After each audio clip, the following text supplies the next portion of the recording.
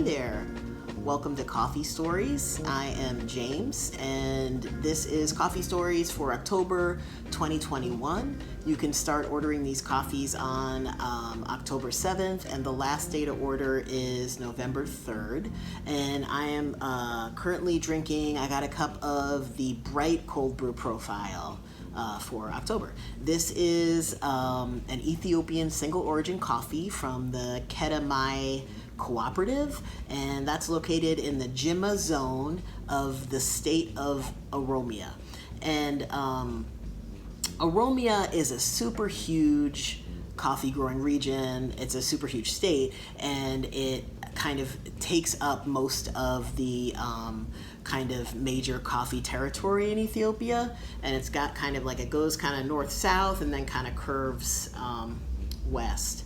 And so the Kedemai cooperative is in that western part of Oromia. And I say this because coffees from western Ethiopia have become more and more popular over the last few years, but before that they weren't kind of super on the radar of coffee roasters, coffee drinkers in this part of the world, let's say the Western Hemisphere. And before that, most coffee drinkers in that part of the world were familiar with coffee from Yirgacheffe, which may sound familiar to you. Yirgacheffe is a much smaller state that's southeast of Jimma, which is where the Kedemai co-op is. And Yirgacheffe itself was first noticed by coffee roasters in this area of the world about 30 years ago. But as I said, coffee from Western Ethiopia has become more and more popular recently, and this coffee from the Kedemai co-op is just a great example of coffee from that area. It's delicate, it's got a rounded acidity, but it's still intensely sweet. Great for Bright Cold Brew. And you know, the Kedemai cooperative was formed in 2018, so just actually a few years ago, and it's under the umbrella of a cooperative union called Kata Maduga.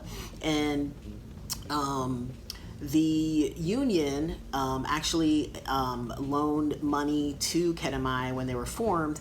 Kedemai had about 180 member farmers when they first were formed, and they received loans from the cooperative union as well as a bank to be able to build a washing station to process the coffee, to be able to buy equipment. And they were able to pay back those loans within 2 years, which is very quick.